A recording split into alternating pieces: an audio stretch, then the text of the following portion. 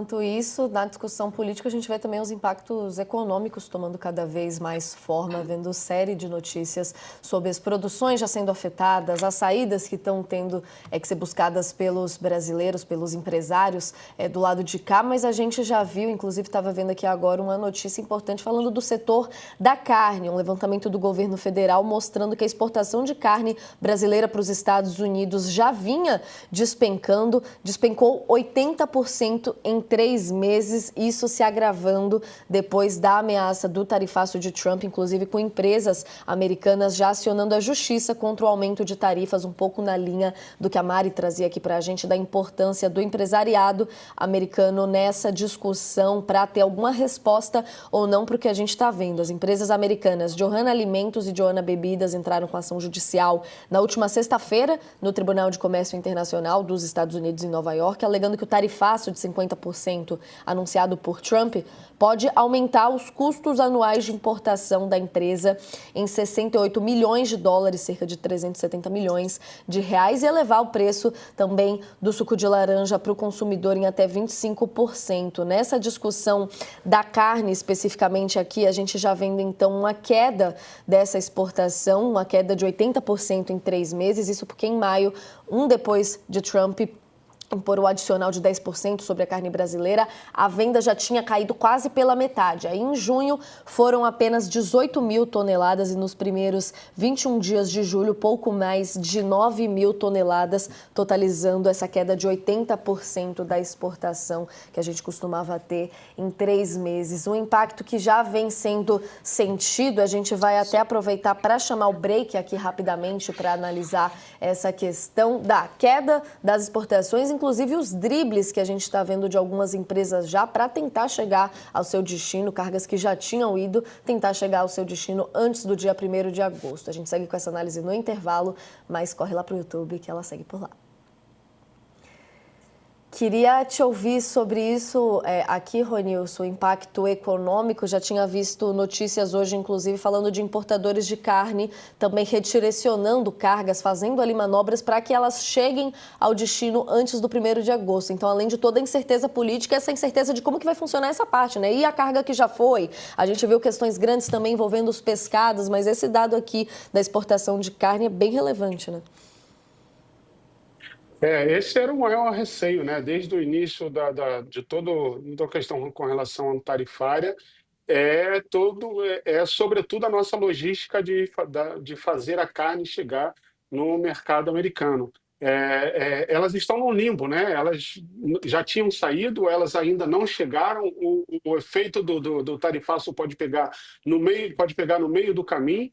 E somado a isso, um decréscimo, né, das nossas exportações, como a matéria já apresentou. Eu acho que é importante também uma matéria como essa para que não haja um aumento de um desespero pensando a partir do tarifaço, como se a primeira impressão que a gente tem quando a gente ouve queda de exportação em 80% é que o tarifaço já chegou colocando tudo a perder. Não, a gente vem de um processo, né, de queda nas exportações por diversos fatores com relação aos Estados Unidos. Essa é uma relação sempre cheia de idas e vindas. Eventualmente, os Estados Unidos eventualmente faz uma interrupção dessa aquisição, dessa compra de carne do mercado brasileiro, exigindo algum tipo de revisão, de investigação sobre a qualidade da nossa carne. Isso é retomado. Então, a gente já vem de um processo de queda de exportação, mas, obviamente, a gente pode ter realmente um grande estrago se nós somamos essa queda de exportação com o que pode vir a partir do tarifaço e essas carnes que estão no limbo, né? Se o tarifaço realmente acontece a partir de 1º de agosto, o que pode acontecer com o mercado brasileiro. Talvez essa seja uma das grandes preocupações do governo brasileiro, né? Não apenas no sentido de interromper o tarifaço, que seria o ideal, mas no sentido de ganhar tempo, porque mesmo num contexto organizado, ainda que nós tivéssemos superávit, o tempo de adaptação de uma economia para uma transição com uma tarifa desse tamanho, ele não é uma coisa que você faz do dia para a noite e sendo mais prático, mais realista, você não faz de 15 dias em 15 dias de uma maneira eficiente. Não, é toda uma dinâmica a ser reconstruída por ali, né, Ronilson? A gente está aqui retomando do nosso intervalo para seguir com essa análise importante aqui, a forma que termina a análise do Ronilson. A gente está de volta aqui com a nossa audiência, TV e YouTube reunidos, falando dos impactos econômicos do tarifaço, que teoricamente ainda nem começou. Só queria ouvir muito rapidamente aqui o Josias também ainda sobre esse assunto. A gente aqui falando as possibilidades maiores, mais interessantes de tentar adiar essa discussão o máximo possível para se organizar no meio termo, Josias. Mas além dessa discussão da carne específica aqui, o que a gente já tem de impacto concreto e reversível, de certa forma, nessa discussão toda do ponto de vista econômico? O que há de irreversível nessa crise, Natália, é que ela consolida a percepção de que as relações comerciais do Brasil com os Estados Unidos, elas se tornaram imprevisíveis. Então, não dá mais para contar com a segurança de negócios que já não dispõem dessa segurança, porque o Trump é um personagem imprevisível.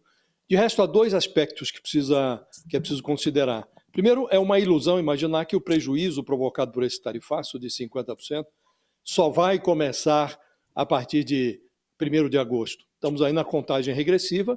Evidentemente, o prejuízo se consolidará a partir de 1º de agosto, mas ele já está em curso.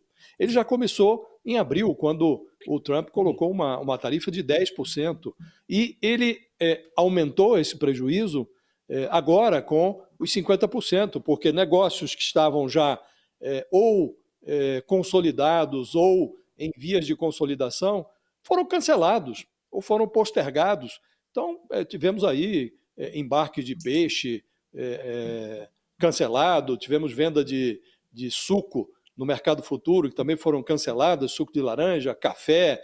E a carne, estamos verificando, com base nessa notícia, que houve já um primeiro prejuízo lá atrás. Esse prejuízo não é de agora. Então, hoje consolidou-se ali um prejuízo estimado em 80% de redução das exportações de carne do Brasil para os Estados Unidos. Então, aqui entra o segundo aspecto que precisa ser considerado, e é preciso tomar muito cuidado com isso, porque há uma tendência de empresas que estão operando já no modo deficitário, de aproveitar essa crise para arrancar vantagens do Estado, seja o Estado de São Paulo, seja o Estado compreendido como a União, o governo federal.